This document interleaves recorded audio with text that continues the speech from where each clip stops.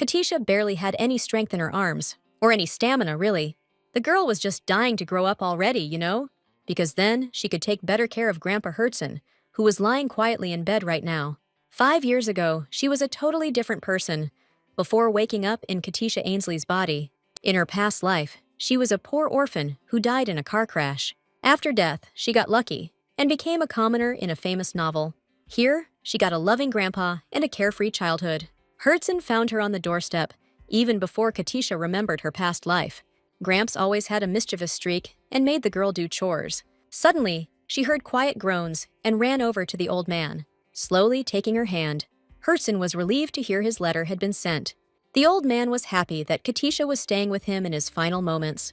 Quickly shaking her head, the girl absolutely didn't want to leave him. They still had to go reindeer riding and hit up the summer festival together, after all.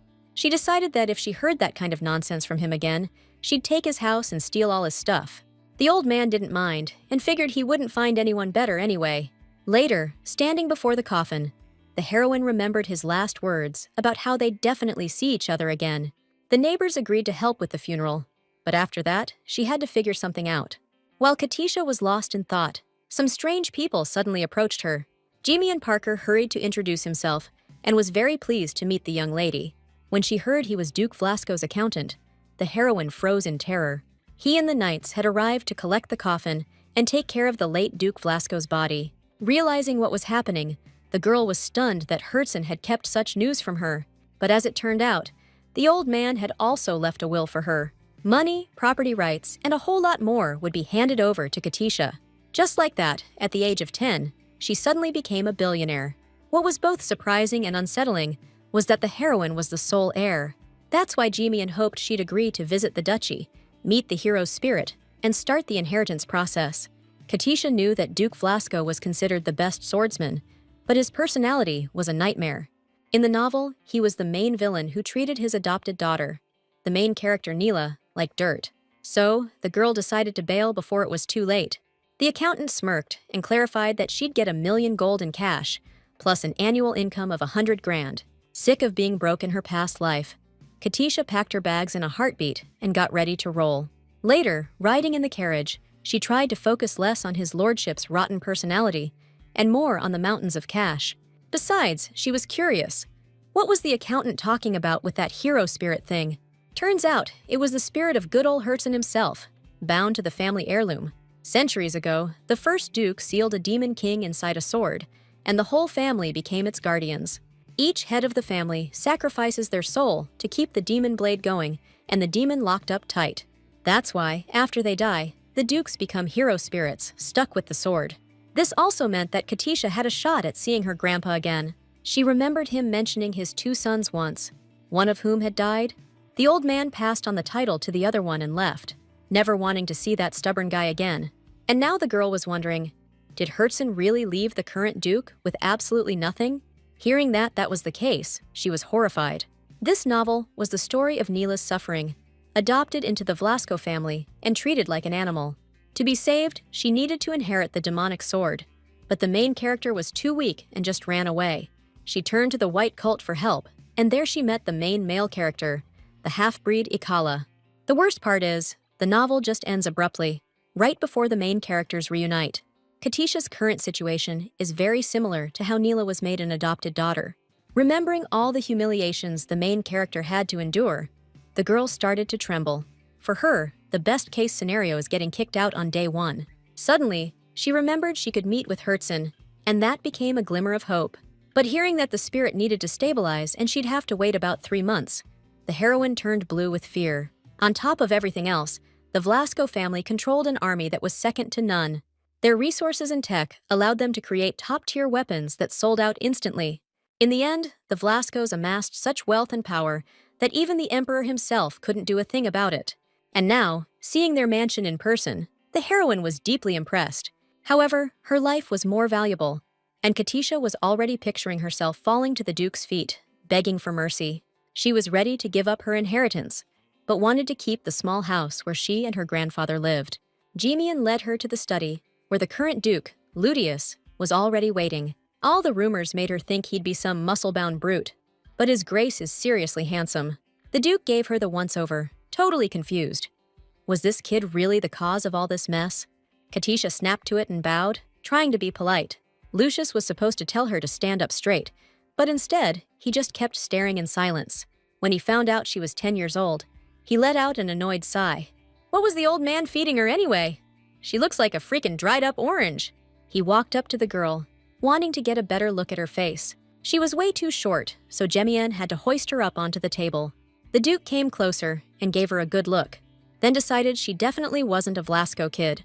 First thing he figured out, Sir Herson really did take pity on her and raise her. Ludius just laughed when he heard that, thought it was total BS.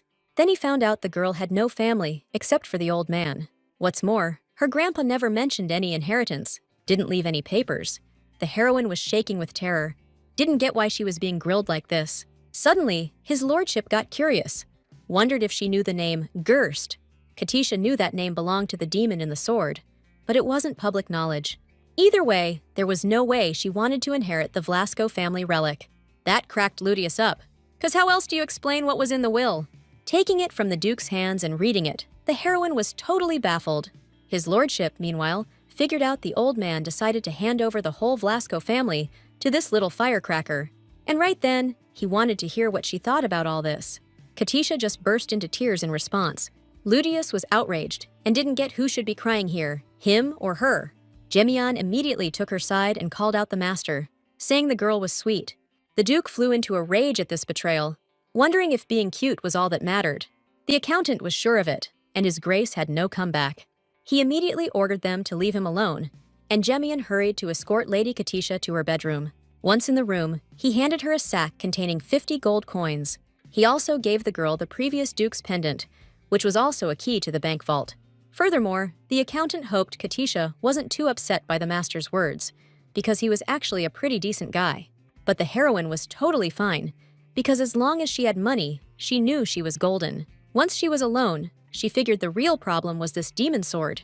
It could give you insane power, but you'd have to kiss your sanity goodbye and become basically a demon yourself. Because of that, the sword's owners usually only lasted until they were 30, then they kicked the bucket. Grandpa Herzen was a tough old bird and never used the demon sword, which is why he lived so long. But Katisha was a different story, and it'd be a win if she didn't drop dead the second she touched the thing.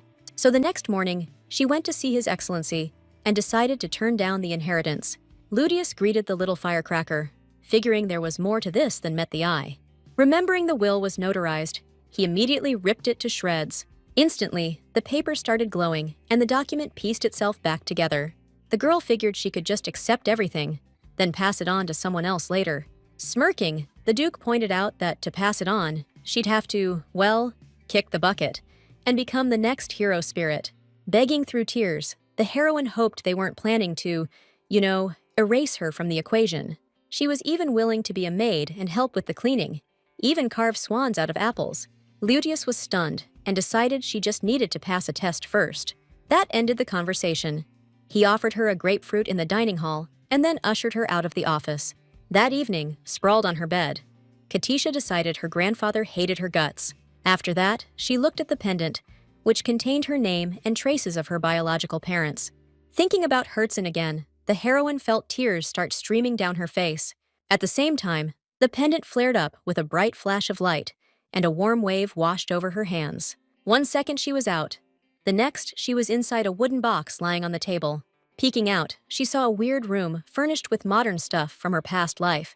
A strange screen was floating in the air, right above the typewriter. Suddenly, a sentence popped up on it, telling her to keep reading the novel from chapter 168. Katisha was seriously confused, because the last episode she read was 167. After scanning the room again, she realized she was in some kind of in-between space. If that was true, then the author must have written more chapters in the 10 years she'd been living in the novel. The girl decided to quickly check out the next episode and see what was going to happen to Neela. The main character was headed to the top of the hero's spirit tower to grab the sword and save Ekal. But at the top of the stairs stood someone she totally wasn't expecting to see. Ekal handed her the document, wanting to know if she knew Katisha Ainsley. Reading her name, the girl screamed in terror, but no matter how much she tapped, the next episode wouldn't load. Katisha decided to get out of there, but there wasn't a single door around. Figuring she could leave the same way she came, She climbed back into the box. A moment later, she was back in the Velasco mansion bedroom. The new episode was insane. Because Ekal was supposed to be inside the sword, there's no way he could be there. Later, the girl visited that place hundreds of times, but a new episode never appeared. Rereading the old chapters, she realized what test the Duke was talking about.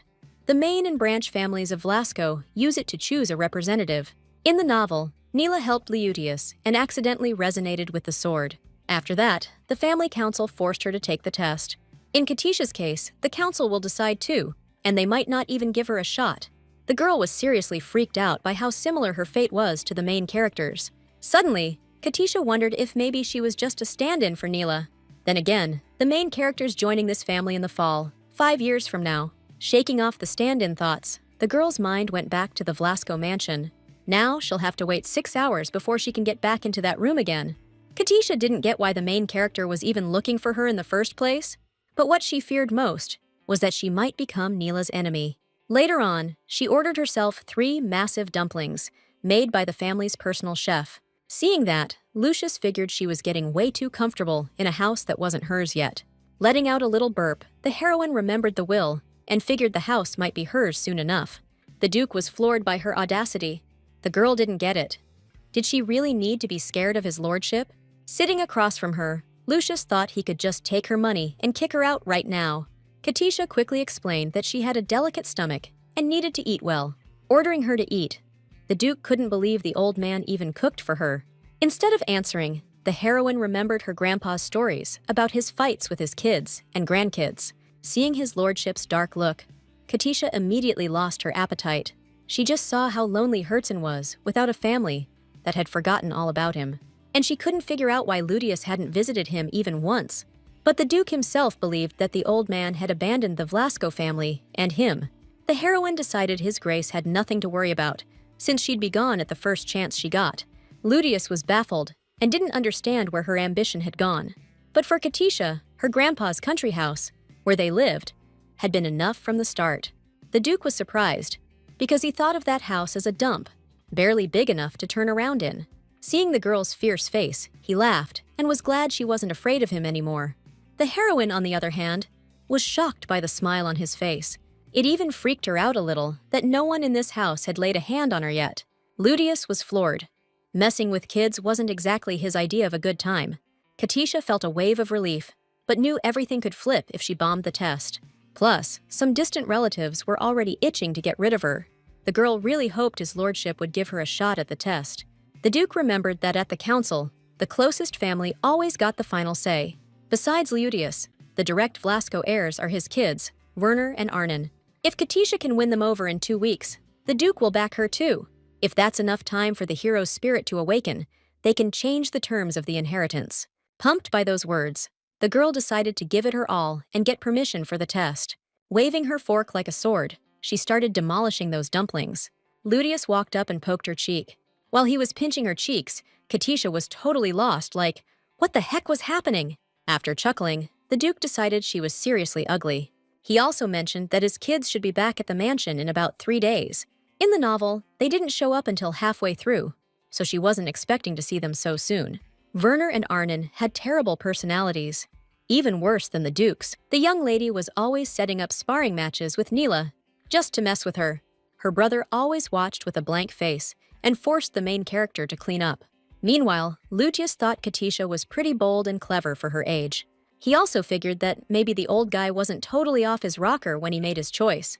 He called for the accountant and ordered him to protect the girl from Werner and Arnon's antics. Just then, our girl heard an explosion and saw the mansion's front door get blown to smithereens. Hiding behind a pillar, she spotted the Duke's kids walking in. Arnon was stoked about the power boost her brother gave the spell, but Werner just didn't see another way, since she was struggling so hard and yanking on the handle.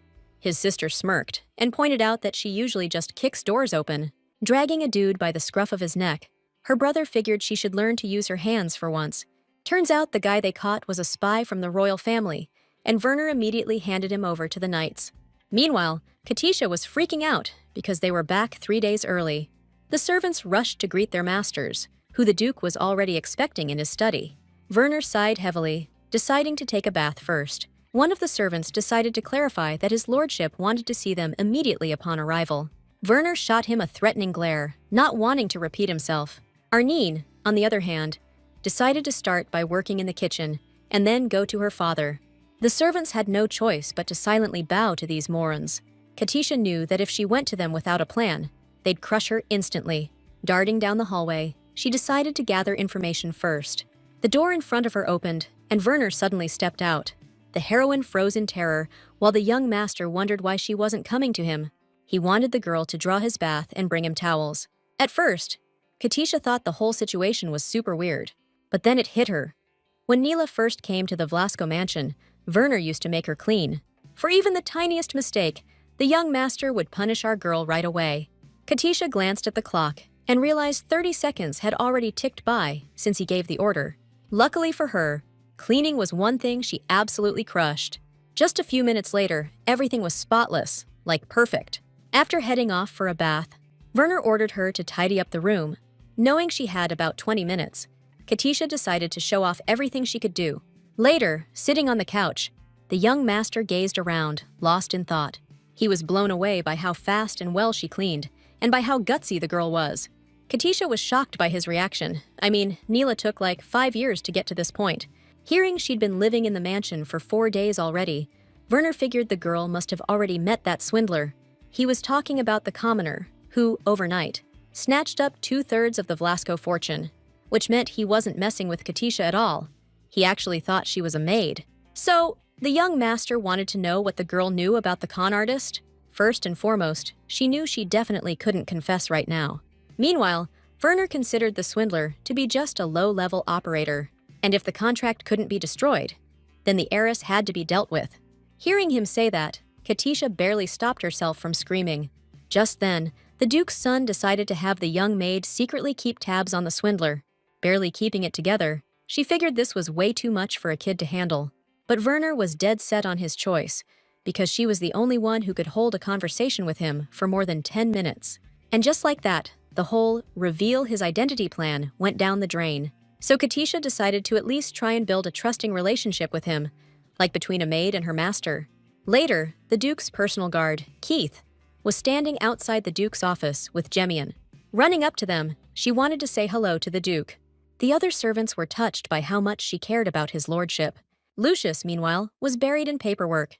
Katisha was lonely eating breakfast by herself and hoped to share a meal with the Duke. Keith took her side, remembering that the Duke always eats dinner in his office anyway. The accountant backed the heroine too, which really touched her. But right now, Ludius didn't have time to eat. Then the head chef showed up, thinking the master was dissing his cooking. That's when the Duke realized he had no allies left in the house. So Katisha's dream of having breakfast together came true. Except Ludius was staring at documents the whole time. Suddenly, he wondered how things were going with winning Werner and Arnon over. He decided to clarify that the heroine should only visit them with a chaperone. Katisha decided to keep quiet for now about being mistaken for a maid. If things get dicey, she can always run straight to him for help. Breakfast was over, and he was already itching to get back to business. Afterward, the heroine met the maid, Margaret. From her, she learned that the young master was currently in the training center. But, heads up, Werner gets pretty intense during training, so it's kinda risky to go near him. That's why Margaret decided to tag along, just in case the young lady really needed to go. Arriving at the training grounds, Katisha felt a sharp pain from the raw energy crackling in the air. Suddenly, an explosion rocked the place, and the heroine found herself instantly scooped up by the maid. Leaping high into the air, Margaret zipped across the training ground in a flash. Turns out all the servants here can do that kind of thing, 'cause otherwise, they wouldn't survive. Meanwhile, Arnon was struggling big time to withstand his older brother's relentless attacks. Werner thought she was a total screw-up. They started going at it, yelling back and forth, and Margaret quickly covered the young lady's ears. 3 years ago, Arnon was considered a master swordsman, right up there with her brother. But then she broke her right shoulder, and after that, the gap between them just kept getting bigger. That's why the young lady learned blacksmithing, to make up for the injury by powering up her sword. And even now, Katisha could see that Arnon was really enjoying the fight and going all out, even though she could barely stand and was just managing to block. Werner had no clue about the injury and was constantly ragging on his sister. Everyone except the Duke knew about it, but they kept quiet because Arnon herself ordered them to. Katisha was confused. because all this misunderstanding is just making things worse for the family. Big Bro was still ragging on his sister's strength and skills like she was nothing. But Arnon just kept chalking up all her screw-ups to plain old bad luck. Word on the street was their relationship was the most brutal in the family. And now, our girl knew why. Even though training was over, Margaret figured the young lady should wait a bit longer before meeting the young master. So Katisha decided to see Arnon. But the maid just shook her head like, no way. But our girl just wanted to check on her from a distance, see how she was doing. Margaret was touched by that kind of concern and agreed to help out. Later, they saw Arnon giving some doc a real hard time, straight up rejecting him. And her shoulder looked all stiff, and she was pale as a ghost. But even so, the doctor had to back off from the intimidating lady. Meeting up right now would be a pain, so the maid wanted to know what else the heroine had in mind. When she heard she could take a stroll through the savannah, the girl freaked out. Instead, she decided to go shopping. Margaret started going through the best toy stores and candy shops in town. But Katisha was planning to hit up the pharmacy for some herbs. She never understood why her grandpa taught her how to brew potions. But now, thanks to that, she had a shot at winning Arnon over. The herb seller was delighted to see the young customer. Putting on a really important face, Katisha decided to buy out several shelves. That evening, Jimian brought the Duke a report on the invitations that had been sent. He was really hoping they'd double his paycheck someday, for all the back-breaking work he did. Lucius was thrown for a loop when he heard Cutie Pie had gone to the city today. Getting up from the table, he figured he'd go get some fresh air. Glancing out the window and seeing a bunch of loaded wagons near the entrance, the Duke was totally blindsided. After waiting for the servants to unload huge sacks of herbs, Katisha got down to business. After hours and hours, she didn't even realize it was morning already. While they were having breakfast together, Lucius got curious about what she'd been up to yesterday. The heroine didn't expect he already knew about her shopping trip. She pretended that she'd noticed Arnon get hurt during sparring yesterday. The Duke's reaction was so intense, it completely caught her off guard. Katisha was quick to explain that she'd made her a healing ointment as a gift. You could tell by his lordship's expression that he was hoping for a gift too. But the heroine was prepared and handed the Duke a revitalizing potion. Ludius was confused and thought it was some kind of herbal tea or tincture. But it turned out to be supercharged coffee that would keep you wired for a week. Silently scooping the girl up, the Duke ushered her out of the office.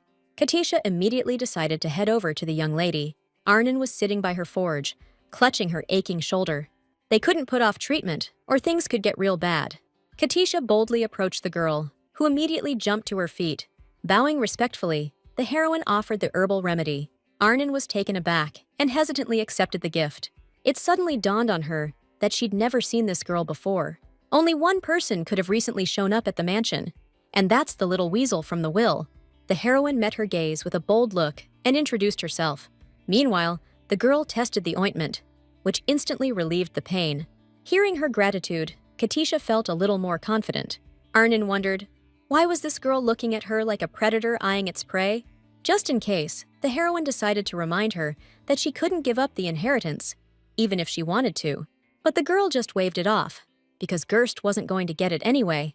Thing is, Velasco's vault's got a ton of other rare stuff and relics, and Arnon was ready to do anything to get her hands on that safe.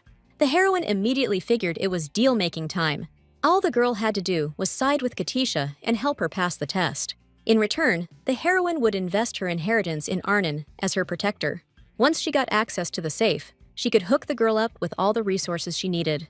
Arnon was totally thrown by the offer. If her dad got the vault, she'd still have to split it with her brother later on. Hearing that the kid had even drawn up a contract, Lady Velasco started to doubt her age. But then she saw the little hearts on the paper and realized it was just a game. But the heroine immediately offered to get it notarized through the legal department, the administration, and the magic bureau. In the novel, Arnon didn't open her workshop for another 5 years, and even then, the stuff she made didn't get much buzz. Because of that, she was getting more and more bitter. But Katisha wasn't even sure she could trust the original story anymore.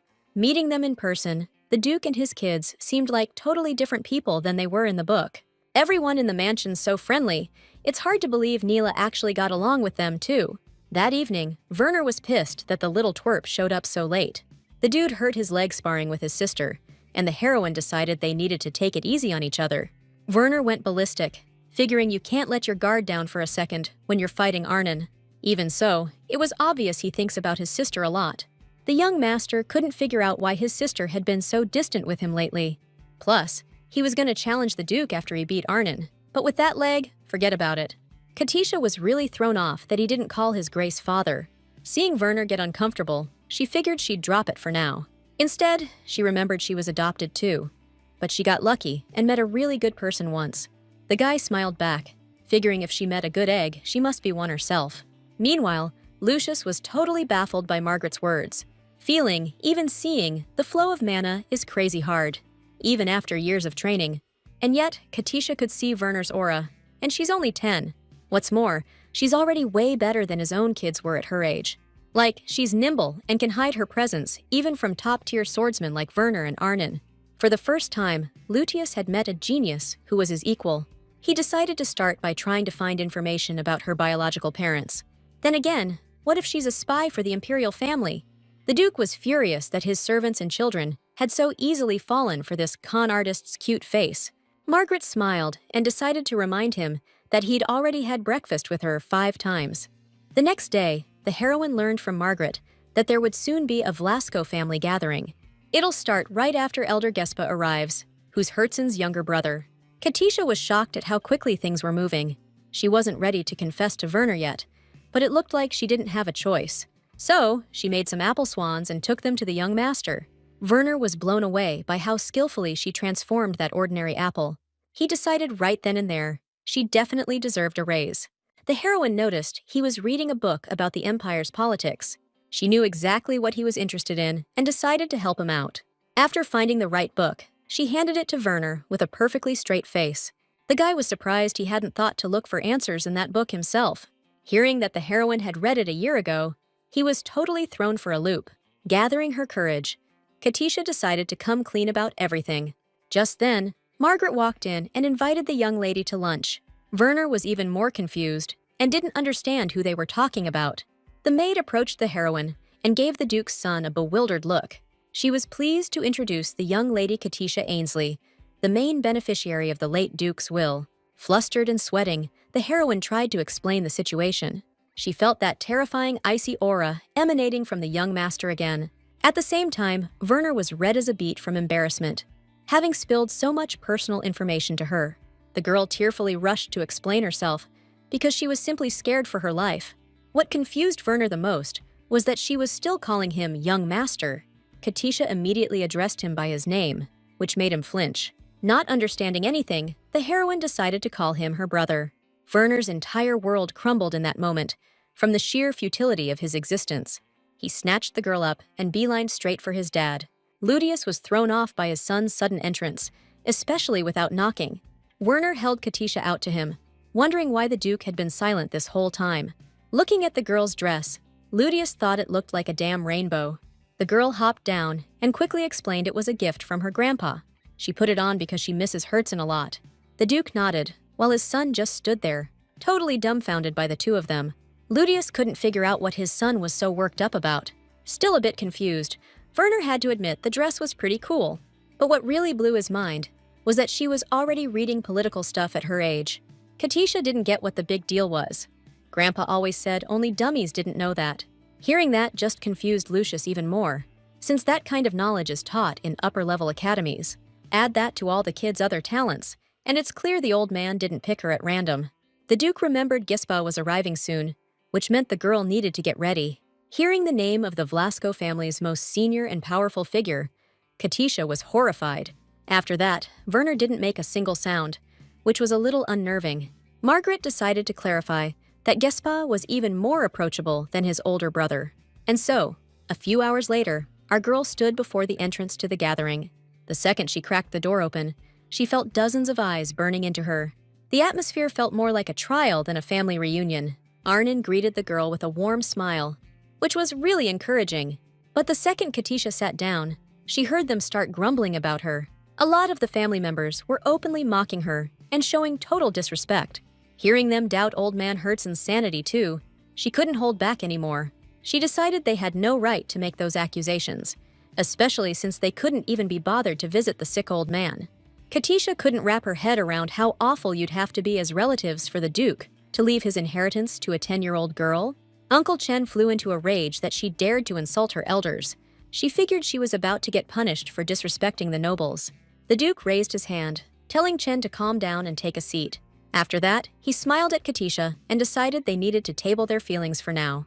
All right, the meeting's officially called to order, and the kid gave everyone a respectful greeting.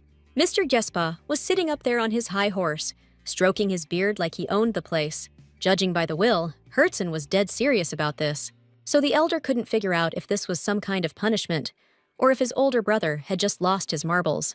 Chen jumped up, remembering how furious Herzen was when Lute passed away 11 years ago.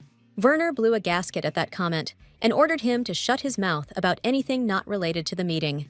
Luteus was quick to point out that the will could be thrown out in two situations.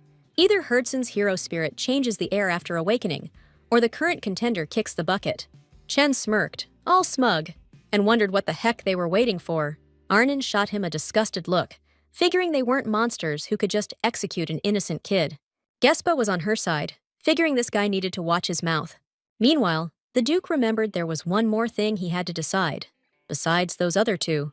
Turning to Katisha with a smile, he decided to ask her to become part of the Velasco family. The heroine was stunned, because they hadn't agreed to anything like that. The elder wanted the Duke to explain himself. First off, they couldn't just hand over Velasco family property to Katisha, but they could just change her last name. Chen jumped up again, yelling at Luteus, because he was about to make the girl the direct heir to the family. His son, Sibel, backed up his dad, saying the heroine was just some commoner with a nobody bloodline. Gespa agreed, thinking the Duke didn't understand how important the Velasco heir's status was. Luteus and his kids were top-tier Astrosian nobles, and the girl would only get the name of some distant side-branch family.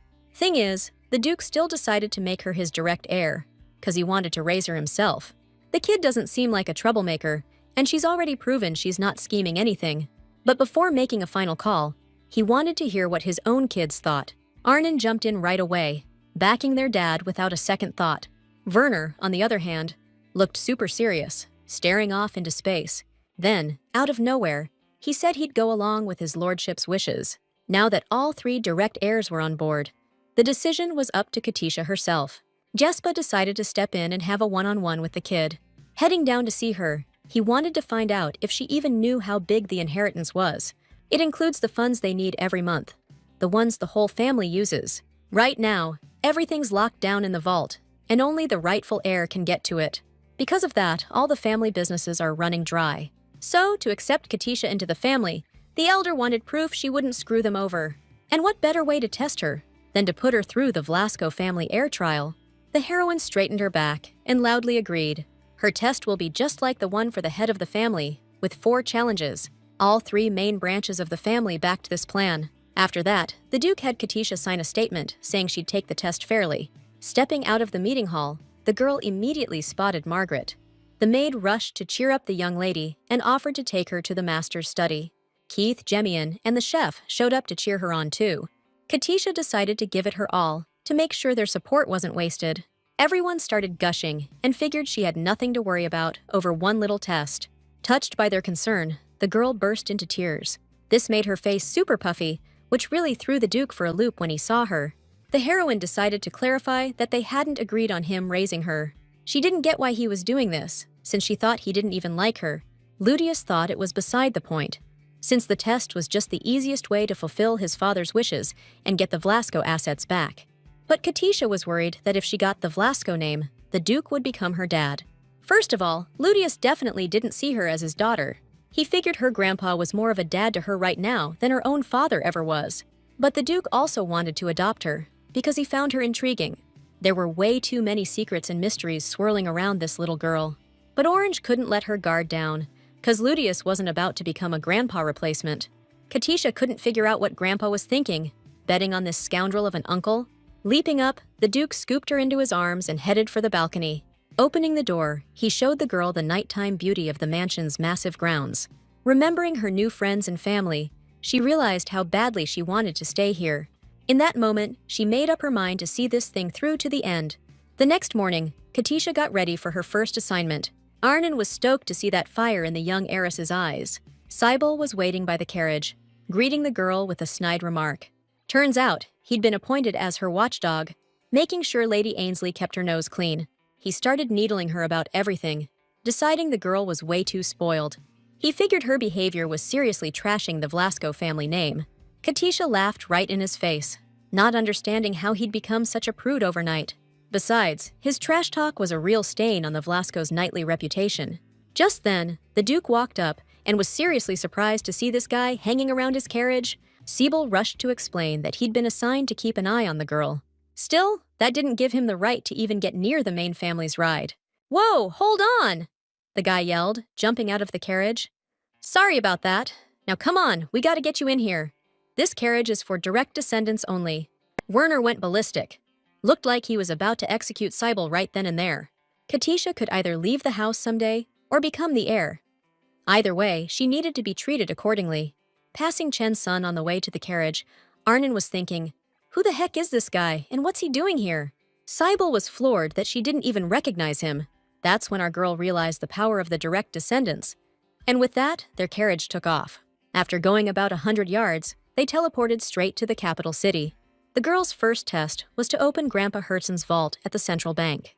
The problem is, the only one who knows how to open it is the owner, and he's already dead.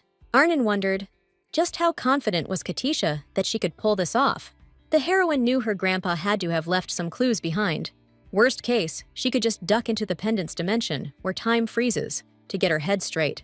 Entering the central bank's massive building, Katisha was blown away by its sheer size. Magical dolls were everywhere, doing almost all the work around here. One of these worker bots took the Duke's request to visit the Velasco family vault. After the ID check, everyone had to check their weapons. Swords and daggers rained down from under the Duke's kids' clothes. They were not happy.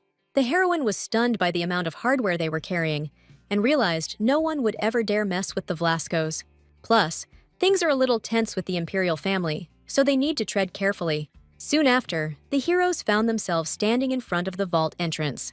A stone monster statue perched above the door, and it totally freaked the girl out.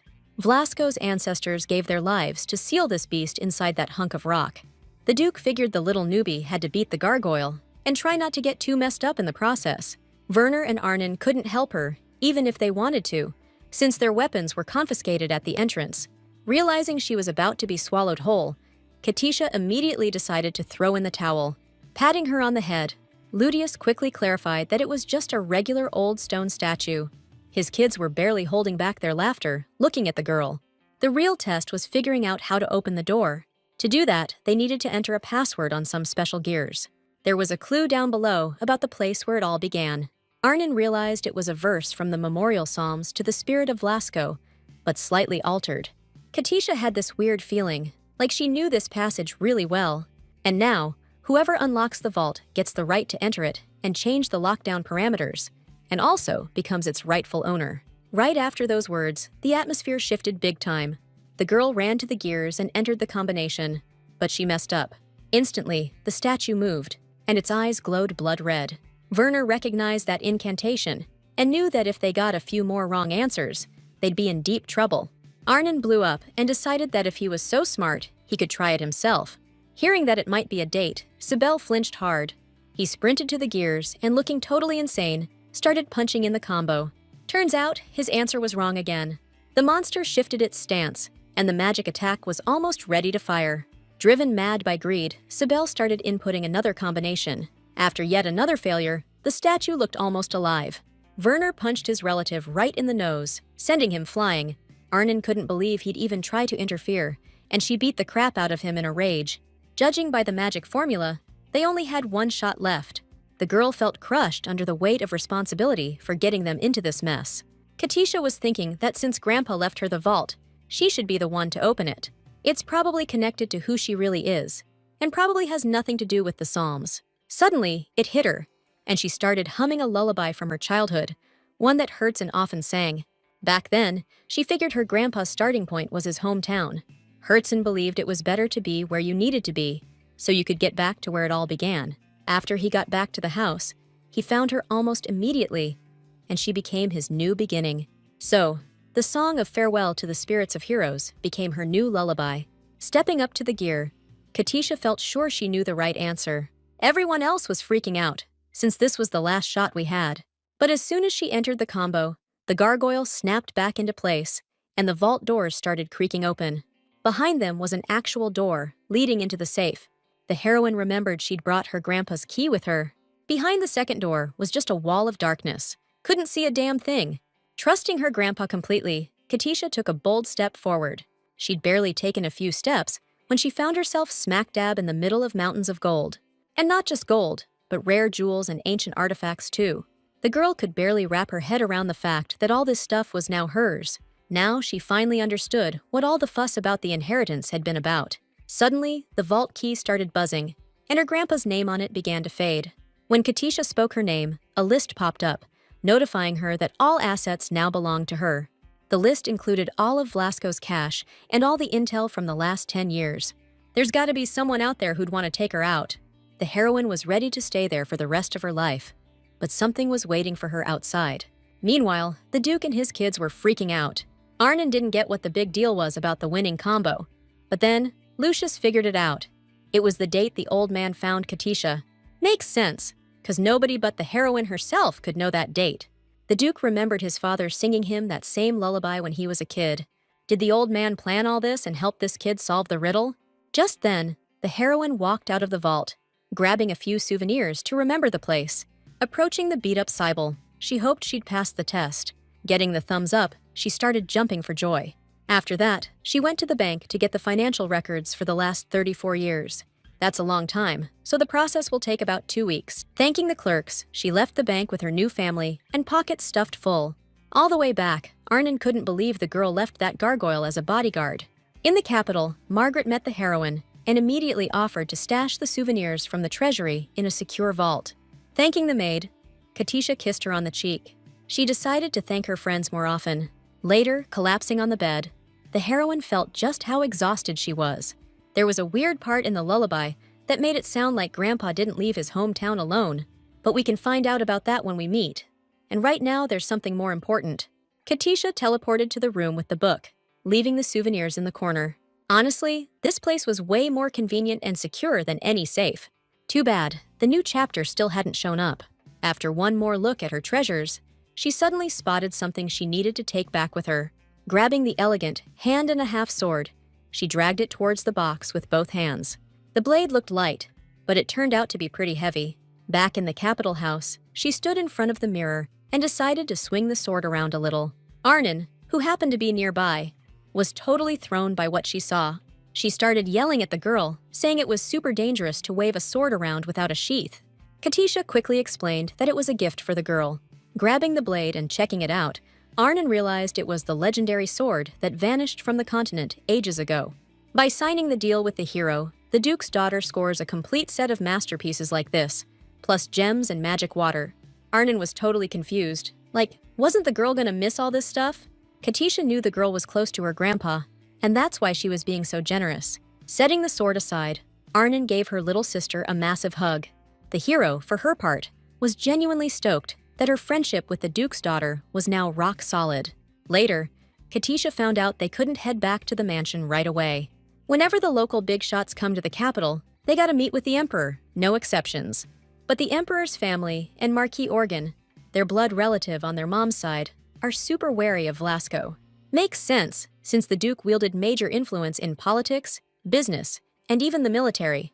Whatever went down, the Velasco family's always been loyal to the imperial family.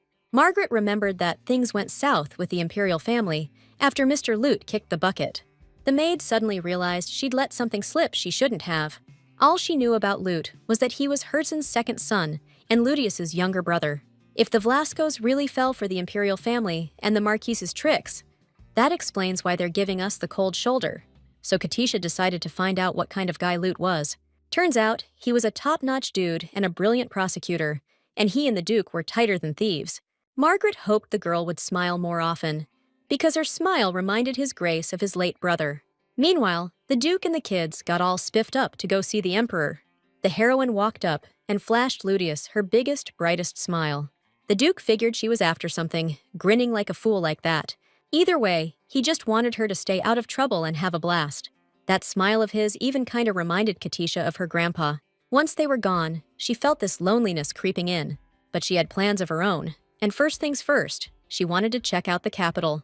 Margaret decided to send Rose along with her, a subordinate and a seriously talented person. The tour of the capital was awesome, except for one little thing. Sybil kept following them around, doing his watchdog thing, and Katisha just had this feeling that as long as he was around, something was bound to go down. Suddenly, she overheard people around her whispering about her. The heroine was totally thrown, cause her info was supposed to be top secret. Spotting some mercs, Margaret hauled the young lady to safety, pronto. Figuring she needed to check something out, she left the kid with Rose. Out of nowhere, someone jumped the girl from behind. While Rose was fighting off the attacker, Katisha just froze, totally clueless what to do. The girl heard Sybil's voice, and then she was suddenly grabbed. Next thing she knew, the heroine woke up in a dark wagon, surrounded by boxes. First things first, she needed to chill and think this through. If rumors about her reached the capital, that means some other Velasco family member ratted her out.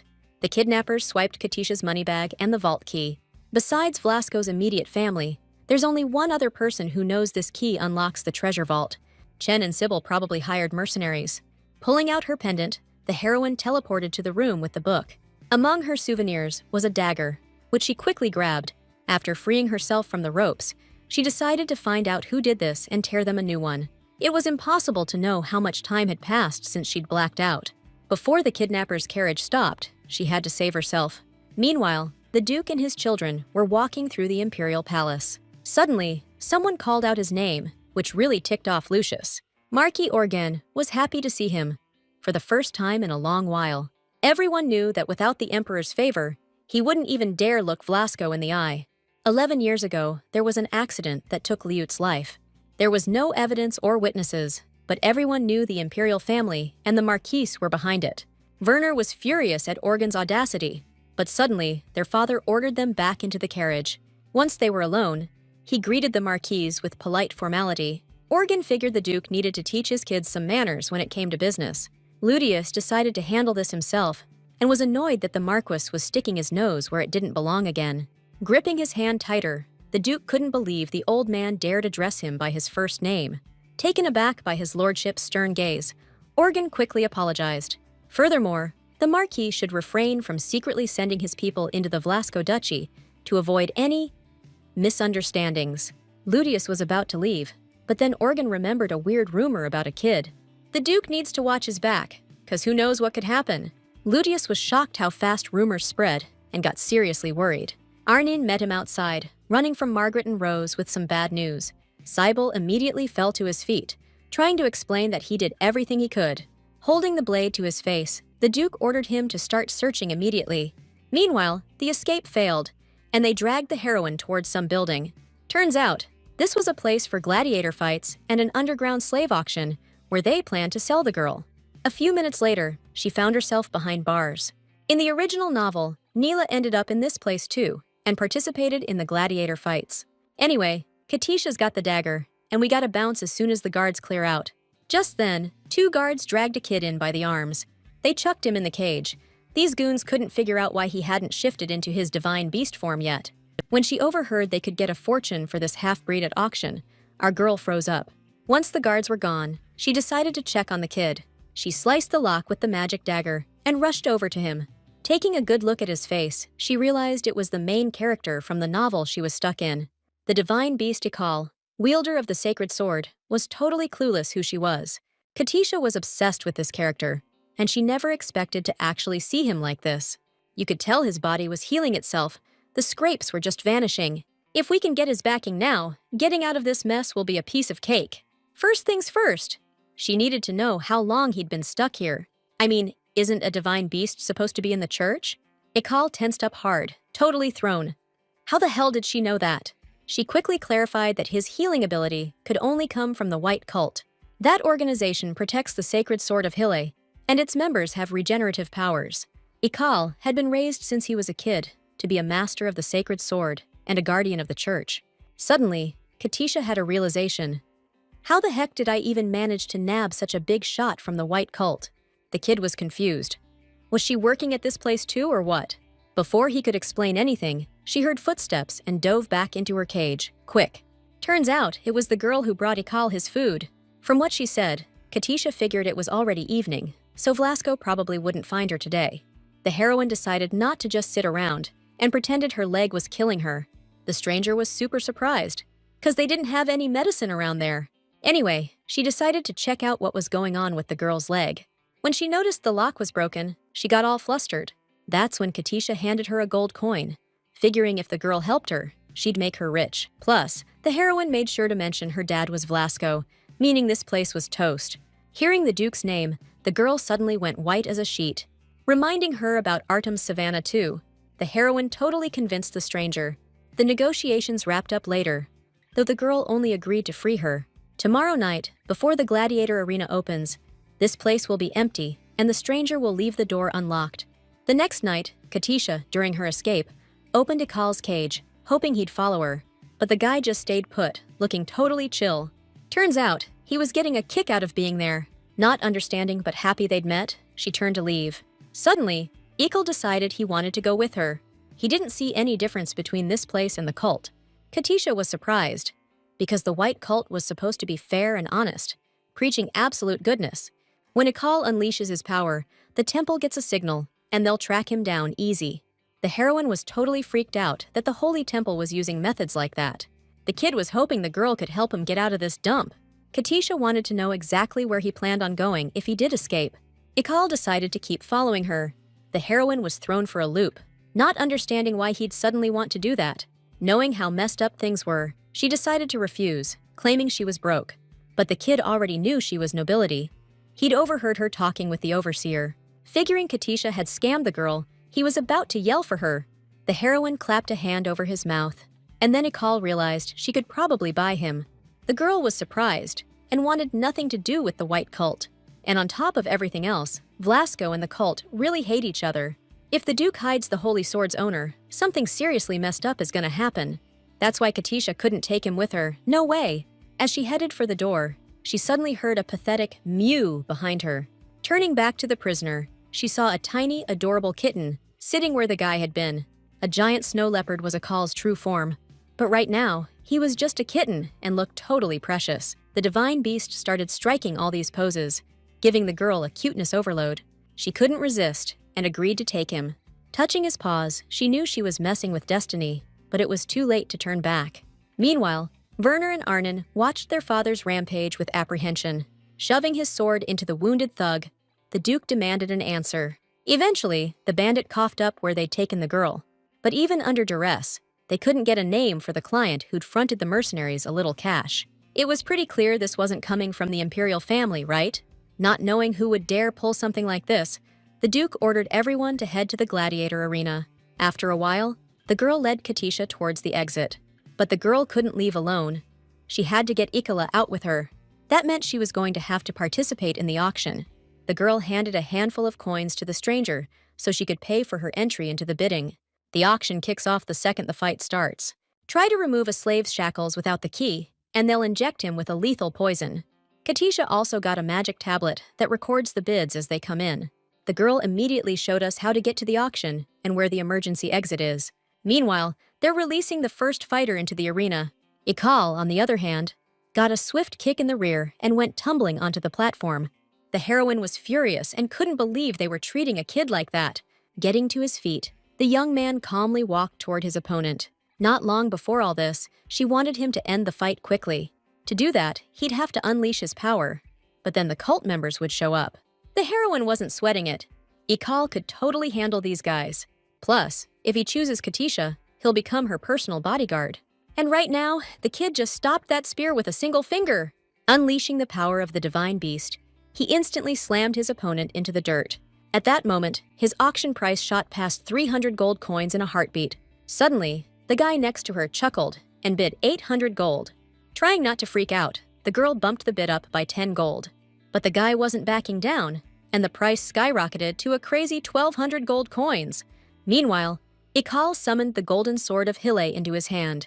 Luckily, nobody around them recognized what kind of weapon it was, but the guy next to him seemed to catch on and started upping the ante even higher. With a few quick slashes of his sword, the kid finished off his opponent in no time. Katisha, for her part, won the auction, buying Ekal for 2,000 gold coins. But a second later, white cult soldiers materialized in the sky. Meeting them head-on, The guy instantly sliced through all the teleportation circles. After that, he safely descended to his new mistress. The building's owner was in his office, counting his cash. The heroine barged in, demanding the key to Ekal's shackles. The guy couldn't believe some little twerp managed to win the auction. But everything was legit, so he was forced to hand over the key. Watching the girl walk away, he spotted a weird-looking kitten on her shoulder. As soon as she hit the street, Katisha bolted, knowing they could be tracked. The thugs were searching everywhere, and it was impossible to know where to go. Exhausted from constantly running, our girl knew she was running on fumes. Meanwhile, the guy from the auction showed up in the owner's office. The room was empty, but the sounds of a chase were coming from the hallway. The stranger was surprised that the young Velasco heiress had already managed to escape. He knew that a divine beast and direct descendant of the Snow Lord wasn't so easy to tame. The man decided to leave Ekal with the girl for now and see what happens. Just then, the Duke saw the exhausted Katisha and rushed towards her. His kids were freaking out too, desperate to know how she was doing. Ludius was surprised how chill the heroine looked, considering she'd been kidnapped. The girl got all choked up seeing all her friends had come for her. The Duke immediately ordered everyone involved to be arrested. Katisha remembered she owed her little sister, who snuck her into the auction and let her escape. Ludius was stunned, like what exactly was she doing all night? Just then, Ekal purred in his sleep, and the girl pulled him out of her cloak. Seeing the divine beast peacefully snoozing in the heroine's hands, the Duke was speechless. Either way, Katisha couldn't just leave him at the auction. Ludius was livid that the thugs found out about Ekal and wanted to exploit him to draw a crowd. Out of nowhere, the kid decides she wants to be the one raising him. The Duke gave the okay, seeing as she footed the bill for him. But from now on, Blondie can't even step outside the mansion without him knowing about it. Katisha wasn't expecting even a sliver of kindness from them, so this kind of thoughtfulness was really touching. Later, she found herself at a table set for a feast fit for 7 people. Turns out, Margaret, Rose, and Sybil went down to the underground training center. It's a correctional facility for those who messed up, where they're paying the price for failing to keep the girl safe. Before hitting the sack, our girl decided Ekal should stay in his beast form, so nobody figures out what he really is. After dramatically shifting into a young dude, he definitely preferred his human shape. Since his body hasn't fully grown yet, he's just not comfortable in kitten form. Anyway, Ekal was genuinely grateful his little sister bailed him out. The heroine figured since he was younger, he should show her more respect. Turns out, the divine beast was already 51 years old. He and others like him can transform into adults instantly, so Katisha decided he could just call her by her name. Ekal was super stoked to meet her. Standing by the window, he was itching to hear who needed to be taken care of today. As far as he remembered, his job now was protecting the girl. Totally spaced out, the heroine accidentally blurted out Sibel's name. Ekal immediately went to jump out the window, but Katisha managed to bean him with a pillow. We shouldn't have rushed in like that. We could have just kept an eye on the guy for a while. Sibel definitely wasn't working alone, so we gotta take down the whole crew at once. Luckily, the kid was pretty easy to talk around. He'd been defending the cult for 5 years. It had become his whole purpose. Protecting someone gave him a reason to live, a reason to die for. Suddenly, the girl noticed a scar on Ekal's neck, something that wasn't mentioned in the novel. In the novel, Velasco was pure evil, and Neil and the White Cult were portrayed as the ultimate good guys. But now everything's completely flipped on its head. Now, the heroine wanted the divine beast to be more than just her protector. She wanted him as a friend too. Surprisingly, Ekal accepted the offer of friendship quickly and warmly. Wishing him sweet dreams, Katisha hoped he'd be back to his old self in the morning. The guy laid down next to her, because like a true bro, he didn't want to leave her side. So, she figured she should warn him she might accidentally kick him awake at any moment. A few hours later, Katisha woke up blinded by bright light. Seeing that the locket was open, she was totally confused. A second later, she warped into the room with the novel. Now the story continued, and she cautiously started reading on. The next morning, the Duke held a meeting with his kids. Word about Lady Ainsley probably got out from the place where she lived with her grandpa. Now, there was no way to guarantee another kidnapping wouldn't happen. Arnon figured it'd be best for the girl to take the Velasco name ASAP, so she could get the family's protection. It'd be sweet if we could bump the test schedule and dumb it down a little. Ludius remembered Katisha saying yesterday that Sibel might have the safe keys. But after meeting up and searching the guy, he came up empty. No key. The Duke decided to start by swapping out the girl's warden and cutting Chen off from importing magic crystals. At the same time, Ludius wanted to keep an eye on what he was up to. Werner just clammed up, and turns out he didn't want to mess with the test, wanted it to be fair and square. Besides, he didn't get why Arnon was suddenly so concerned about the kid. Did she go soft after getting that bribe? The sword from the safe? The kids started bickering again, giving his lordship a major headache. Sis knew her brother was totally indifferent to Katisha. He barely even talked to her. Werner had no comeback. He'd mistaken the kid for a servant and said all kinds of crap. Finally, the Duke snapped and demanded to know who the hell they thought they were raising their voices at. The heirs test will proceed as scheduled, and there's absolutely no room for shenanigans. Arnon realized she might have jumped the gun, but she didn't want the heroine facing any unnecessary trouble. That's why Lucius decided the girl only leaves the house when one of them is with her from now on. After that, he headed to see his little sweetie, escorted by Jemian and Keith. Turns out, Katisha had been bawling her eyes out since last night and just couldn't calm down. None of the servants could figure out what was going on. The Duke walked over to her with a handkerchief, determined to get to the bottom of it himself. He wiped her face, rough as hell, and ordered someone to get some water ready for her to wash up. After all that, he was wondering if she just had one seriously messed up nightmare. One of the maids figured the kid could use some fresh air, a little walk outside. Ludius was going to say no at first, but next thing he knew, he was out in the garden with her. Hiccup bit his lordship, and Katisha immediately gave him a piece of her mind. The Duke could see she wasn't herself at all, and he was at a loss for what he could do. He took the girl to the hall with all the artwork that their ancestors had restored. Suddenly, the heroine really wanted to see one of the paintings. Her bright eyes and that innocent kid vibe, it gave Ludius a serious case of the feels. He picked her up, and Katisha pointed right at the painting she thought was the bee's knees. Turns out, it was a portrait of the Duke himself. The painting looked ancient, but Lucius hadn't aged a day, which was kind of freaky. The Duke smirked, remembering he was only 27 in that portrait. The girl could barely believe all this stuff was hers now. After that, they decided to head to the garden, and Lucius sent her on ahead. The second she was out of sight, he wasted no time torching that painting. Later, Ekal noticed Katisha's eyes were super puffy from crying. The girl didn't say anything. She just needed to get her head straight. In the new chapter, she read that Katisha Ainsley kicks the bucket in the original novel. She won't even make it to 11, which means time is running out fast. Ekal started yelling, accusing Neela of lying, even about Katisha. The main character, for her part, figured he needed to chill, because he was losing it. But inside she was thinking, when the heck did he catch on? The dude had noticed weird stuff before, but never suspected she was trying to pull a fast one on everyone. Neela sacrificed a divine beast for her own selfish desires, and she actually had the nerve to come back here. Grabbing her by the throat, Ekal hoped she was ready to pay the piper for her arrogance. The scene ended there, and Katisha was totally lost, like, what the heck was going on? On top of that, she's supposed to bite the dust soon, but she wasn't ready at all. Ekal crouched down beside her in human form, wanting to know who messed with the kid. He was nothing like the future version of himself from the novel. Judging by what I saw, he was seriously messed up about Katisha's death in the original story. In this world, she saved him, not Neela. So things have to play out differently.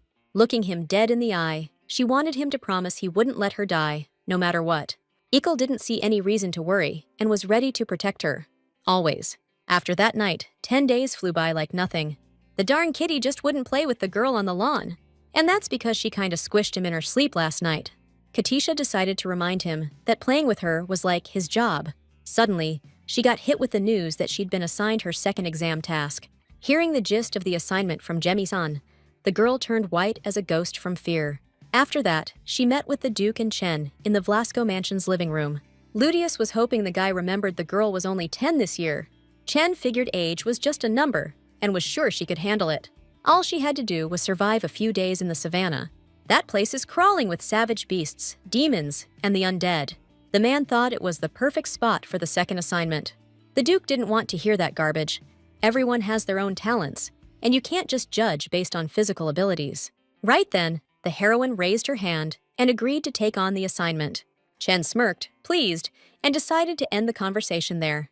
He figured Katisha in the savannah would be even more entertaining than his son in the dungeon. The kid thanked me real sweet for the advice, then decided to show everyone who's really getting the boot from the family. Time to get my ducks in a row. Ekal figured she could just bring him along for the ride. He wasn't sure if she trusted him, but she swore she did. Now he just had to chill for a bit while she ran some errands. But the magic beast didn't want to be apart for even a second. But Katisha couldn't bring the novel's main character into the room where the novel itself was located. A new chapter unlocked after she found out she'd be the heir, and the next one when she brought Ekal. So, a new episode drops whenever she snags something that's supposed to belong to Neil. After skimming through a few chapters, she found some info about the main character's entrance exam. Odds are, she'll get jumped the second she hits the savannah and won't even get to take the test. That's why we needed a plan that would let her not just defend herself, but hit back hard. Later, Arnon was seriously pissed, convinced the kid wouldn't last a day out there. Werner was thinking about slipping in some kind of special clause to get her some water or food. The Duke, on the other hand, decided to lift the ban on weapons and magical items she could take with her. Turns out, Katisha wanted to add a special clause to the contract too. 3 days later, Ludius handed her the revised rules. She had to survive 7 days in the savannah, passing through 2 checkpoints before reaching the final destination. In case of an emergency, the test subject can request assistance from the supervisors outside the savannah. Luckily, the contract included her special condition, that she could choose an additional supervisor herself. She knew this was a huge advantage, and the Duke must have gone to great lengths to get it. Katisha felt a warm glow inside, knowing she was so well taken care of. Meanwhile, Arnon had created a danger detector specifically for her. On top of that, the girl prepared a glove with a poisonous stinger on the end. The heroine was stunned to learn that Arnon had even managed to cast a triple protective spell. This technique was considered the most difficult, and even in the original story, she never managed to master it. Arnon was grateful to the girl for the gifts from the vault, which helped a lot. Katisha was itching to start a business with her and split the profits 10-90. Handing her the spear, the Duke's daughter was ready to split the profits 50-50 if the heroine made it out of the savannah alive. At first, Katisha wanted to offer her the position of manager, but her conscience wouldn't allow it. So, she decided to try her luck with Werner. The guy was curious. Who was she gonna pick to help her out? Katisha smiled playfully, remembering there was one handsome and prominent member of the Velasco family around. Figuring it definitely wasn't him, Werner started running through the options from the side branches of the family. Plus, he gave her a stone that would teleport him to her if she ever needed him. The girl was over the moon to get a gift like that. With that in mind, she decided to make a Velasco family knight named Lucius her chief. She wanted him to keep a close eye on the mages running the savannah. In the story, Sir Lucius was a minor character, but an important knight. He never even hinted at his intentions, good or bad, even to Neela. The knight was stoked to protect the young lady. He stuck around in Velasco because Herzen saved his bacon once. And now, looking after the heir to the throne, the one the late Duke himself approved of, was a real honor for Lucius. The next day, everything was set, and Katisha stood before the entrance to the savannah.